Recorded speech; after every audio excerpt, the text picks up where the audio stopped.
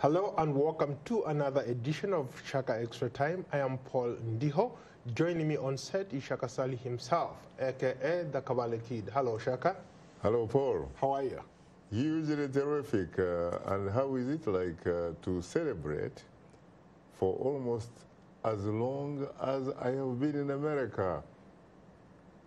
When I last checked, I found out what your age is, and I am not really going to be in a situation where I'm going to tell everybody in the world how old you are, but I can only say you are as old as I have been living here in the United States of America. Well, let's put the record straight. I just turned 42 years old. That's a remarkable achievement, you'd say, right? Very interesting. Interesting. A warm welcome to you. All our Facebook followers are watching us live. Shaka Extra Time is a place where you get to talk to Shaka himself. And today we'll be talking about political transitions in Africa.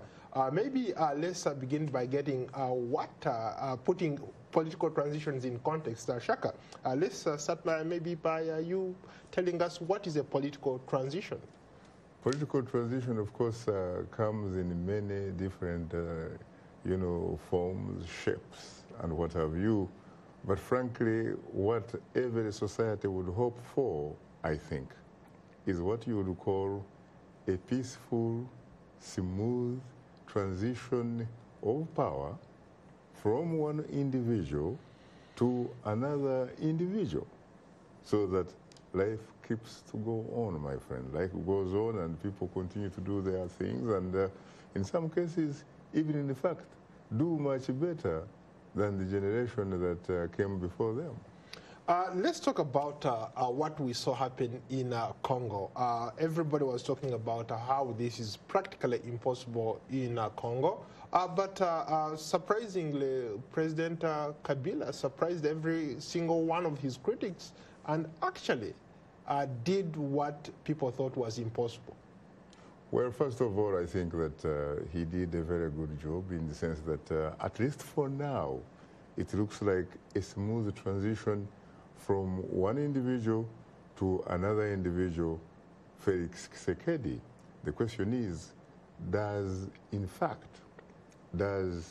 Felix when you look at Tshisekedi in the manner in which he comes into office, does he have, for example, the authority to control the institutions so that he can actually embark on the business of governing? Because sometimes you have a president or you have an individual who assumes office, has a title, has a rank, but has no authority to make things move. In this particular case, we really have to wait and see, because it looks like he will need, for example, the support of the security forces. And the security forces, when you look at them, they are probably reflections of a man called Kabila and his late father, Kabila, because together they have actually been in power for slightly over 20 years. So it probably means, when you look at the senior officials in the military, intelligence, and what have you, they owe allegiance first and foremost to former President Joseph Kabila.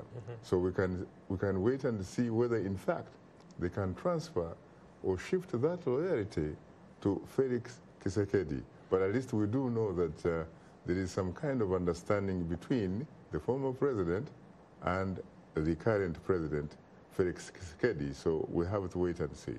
Shaka, from what we saw, it looked like everything went the way we expected. We saw Kabila physically handing the keys of the state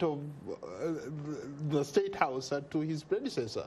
You have to be very, very careful, Paul, because I remember that something of that sort happened in the Republic of Burundi back in 1993 between a Major Pierre Buyoya and an incoming president called Melchior Ndadaye.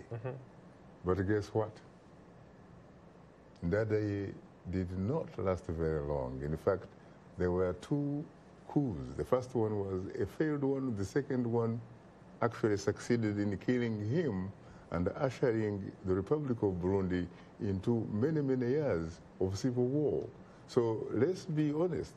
We need to be patient. Time, I think, is of great asset.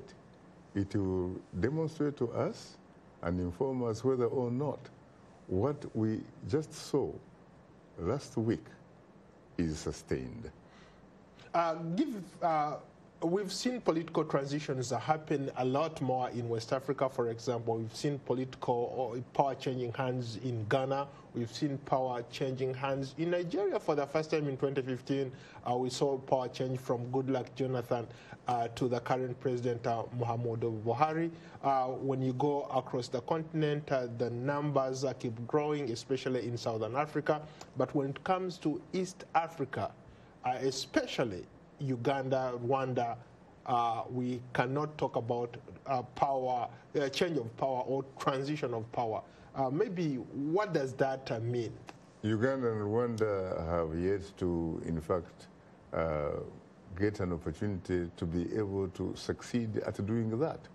But the good thing, by the way, when you talk about East Africa, we have been able at least to witness some smooth transitions from one individual to another in the United Republic of Tanzania. We have Kenya also had the opportunity to witness not once, but actually twice in the Republic of Kenya. So we hope that at some point, Uganda and Rwanda and Burundi will borrow a leaf or a template from their neighbor in Tanzania and Kenya. Shaka, you've had an opportunity maybe to interact with some of these former heads of state and maybe talk to us. When you talk to these former heads of state, what do they tell you? Is there life after presidency, after having spent so many years in a state house? Is there really life living as an ordinary citizen? As a matter of fact, when you say that and you ask me that sort of question, you sort of make me feel a little bit guilty. And you know why? Because I actually have an entire 1 hour's interview with the former Malawian president, Bakiri Mulusi. I did the interview in August in Blantyre, the commercial capital of Malawi. And I was able to spend a greater part of the day with him. We had a very delicious lunch. We had an incredible, opportunity to compare notes. And he said and assured me that, Shaka, there is no question that I am an example of a symbol that says, yes, indeed, there is life beyond State House. As a matter of fact, he said he was enjoying his time after State House. He was having a great time, and he said he couldn't trade it for anything. In fact, in that particular interview, which we will soon be able to air and broadcast to our audience, he pretty much makes the case to his former colleagues, because he talks about how, for example, when he came to power in 1994, I believe, he found some individuals in power, and when he left power, he still left them there. And when we were talking, he said some of them, in fact, are still in power, including the president of the Republic of Uganda. And so he said he can assure all his former peers and what have you that there is great, great life beyond State House. I also had an opportunity several years ago to be basically what you would say a house guest of a former Kenyan president, Daniel Toroitich Arap Moi, in Kabarak, where he has built a university, and he happens to be the chancellor of that particular university. He has also built several very, very, very nice high schools or secondary schools and stuff like that. We were able to spend some time together and what have you. And, you know, he said, I cannot believe that I have had the opportunity to be at the political harem of Kenya. The Kenyans, or the people of Kenya, gave me an opportunity to be at the political harem. I was able to serve and then retire, and I'm enjoying my retirement and still have an opportunity to contribute to the development of the Republic of Kenya. I spent some time also in Ghana several times with a former Ghanaian president. You know, it is, of course, Flight Lieutenant Jerry John Rawlings. He said, after so many years of being at the political harem of Ghana, I am finally in a position where I am really enjoying my time. And again, I continue to have an opportunity to make contribution. He said, you know, Shaka, it's not only the presidency, it's not only in, you know, in Osu Castle that you can actually make contributions. You can make contributions in several other ways. And I have had that opportunity, and I can testify to this to the extent that I appeal and urge to my former peers, my former comrades that I used to interact with, for example, in Addis Ababa during the OAU, you know, summits and the AU summits and stuff like that, that there is life indeed after State House. So I have had the rare opportunity to interact with some of these great men who have done it all, seen it all, and what have you, and they continue to live and enjoy their life. Let's go to a comment from Fred Ojambo. All Tanzanian former presidents are all enjoying life after presidency, running their personal business. What are these other leaders in East Africa afraid of? Well, first of all, when you think about the presidents of Tanzania, when you look at the manner in which they came to power, it was very, very different from the way the president of Uganda came to power, because the president of Uganda came to power through an AK-47. He seized power.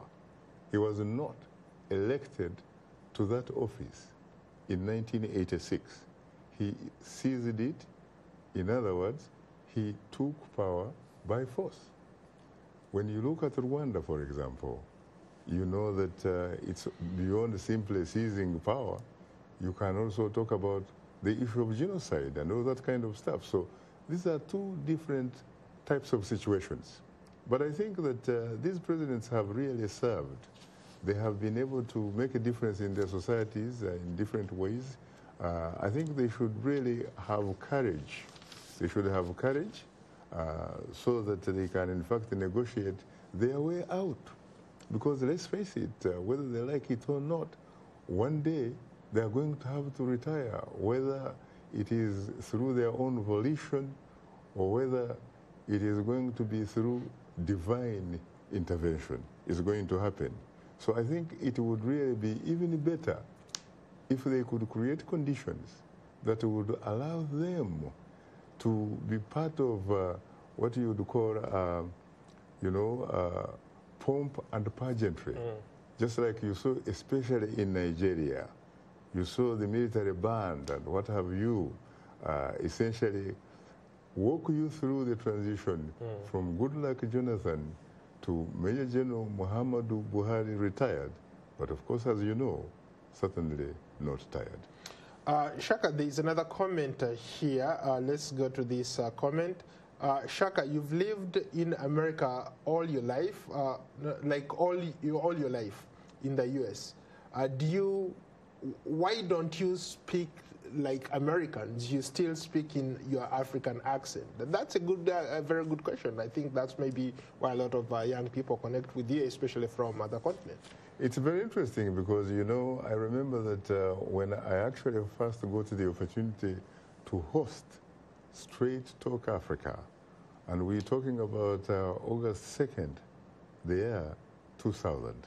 I remember being interviewed and being asked what would it take for me to consider myself a success in terms of hosting Straight Talk Africa. And I remember what came to me naturally, really, was that if I could first and foremost succeed at remaining authentically the Kabale kid, Shaka the Kabale kid, the kid who was born, grew up in Kabale, southwestern Uganda, breathed the air there, ate the beans and the potatoes of that area, drank the Obushera or Mramba and you name it. If I can remember, I can remain that kid. Because after all, when you're talking about broadcasting, Paul, it is not acting. It is not Hollywood. It is talking about the truth. It is about the issue of integrity. It's about the issue of trust. If you talk about broadcasting, you should be able to see yourself, especially if you have the opportunity to be on television, you should be able to imagine seeing yourself in your audience as being part of those people who are watching you and interacting with you. And you should also think in the terms of the fact that your audience should also perhaps look at itself in the context of actually looking at itself in you. And so that gives you the opportunity to interact and resonate. And so I think that's pretty much what has helped me. And in addition, obviously, I was also very lucky in the sense that I studied a lot of disciplines, including communication. And one thing I got out of it at the end of the day, it was not so much about how you sound, how the accent is and all that kind of stuff, especially in terms of borrowing accents, but rather how you can, in fact, sound authentic and how you can spell and pronounce words with the kind of diction that is very, very easily accessible to your audience, rather than talking at your audience in an elitist way. Speaking of an elitist way, let's stay on the issue of transition in Africa. We have another comment. This topic seems to be generating a lot of interest here. We have another comment from Beach Dennis Awi. All Tanzanian presidents were not tyrants like President Museveni and Kagame, who are clinging on to power. Maybe I can add a little bit, of context. Earlier you talked about a former Ghanaian president. Flight Lieutenant Jerry Rawlings did not come in as an elected leader. He overthrew a government to be elected, but he seceded power. You go back to Kabila. Kabila was not elected as a president, but he managed to hand over power. Maybe put that all in context for us. Well, I mean, we talked about Major General Muhammadu Buhari earlier.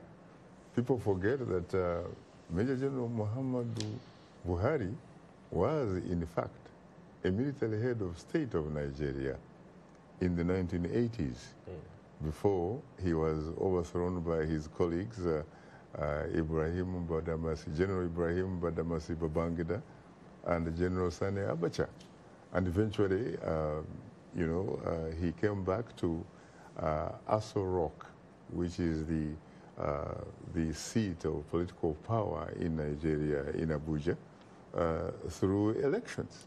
And so, yes, in fact, you don't necessarily have to have only come to power through elections in order for you to feel comfortable in terms of making sure that you create conditions that allow you and your country to go through essentially smooth, peaceful transitions of power. But it becomes much, much easier, Paul, especially if you ascend to power through elections. But if you actually shoot your way, in the process, mind you, you step on a lot of people's toes.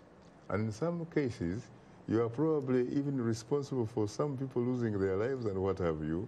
And so there is this element of fear that what if, just what if someone else does to me what I probably was able to do to others. But of course, there are so many ways through which you can go around, through consultation, through coming up with very good policies, policies that reflect social, economic, political justice for everybody. Shaka, some of your critics say that you are always criticizing leaders who have overstayed their welcome, especially in the Ugandan context, Rwanda. Let's go to a comment here. It's a personal one, a personal plea from Amanya Julius. What is your take on the Ugandan politics come 2021, and would you consider running in that election as a candidate for president?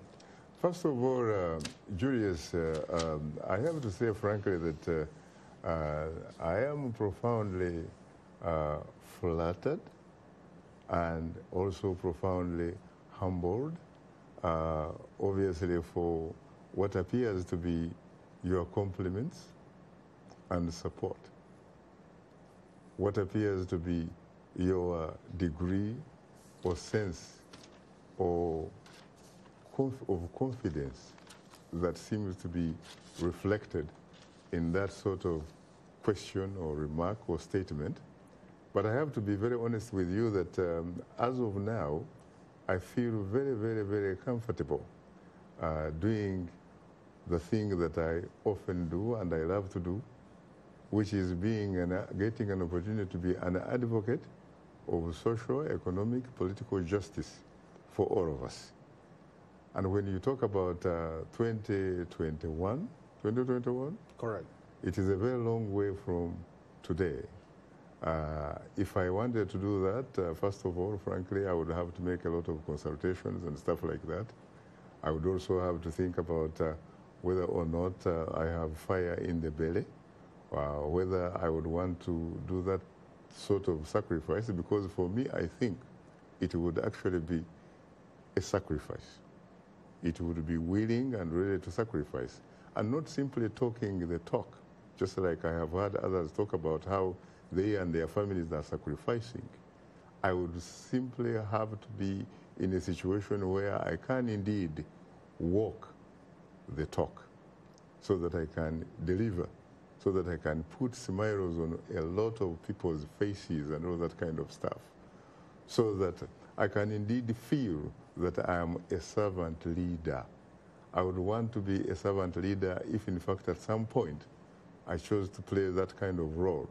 And let's face it, I would also want to, if I wanted to be a presidential candidate, sincerely, I would want to compete in an environment that was socially, politically, economically embracing, meaning you'd have to have the playing field that would enable what you would call civil competition, a competition where people can compete in a context that is, in a way, does not favor any particular individual. Because the way it looks like right now, you would simply be accompanying a specific individual. First of all, especially when you talk about Uganda, we know that the Ugandan President Yoweri Museveni has actually said that as far as he's concerned, really, he is the only person, the only individual who has the vision thing. He's the only one who knows where Uganda is going and where Uganda should go, that the rest of you, the rest of us, should be prepared and ready to be implementers. No, I would want to be in a situation where when you are competing for elections, you are competing, all of you, with your hands free. You are competing, all of you, when in fact your message can be accessed by the people that at the end of the day have the right to choose who their leaders is. And I would want to compete in an environment where There is an electoral commission that is in fact going to be counting votes and giving the results that reflect the will of the people, but not the will of the individuals who count the votes. Just real quickly, how about leaders, the critics who have said, for example, President Museveni has said he's a servant leader, that he's there because the people have asked him to be there, and he has won elections to boot? You know, first of all, it is very easy to talk the talk, but it's quite another thing, frankly, to walk that talk. If you look at what has been going on, we know, for example, that even the Supreme Court, the Ugandan Supreme Court itself, has actually weighed in several times. The Supreme Court has weighed in several times to the extent that, in fact, there was a time when the judges were, in fact, supposed to annul the election. One of the individuals that cast the vote of annulling the election, a Professor George Kanyihamba, for example, happens to be a friend of mine, and we talk a lot, and we've compared the notes and stuff like that.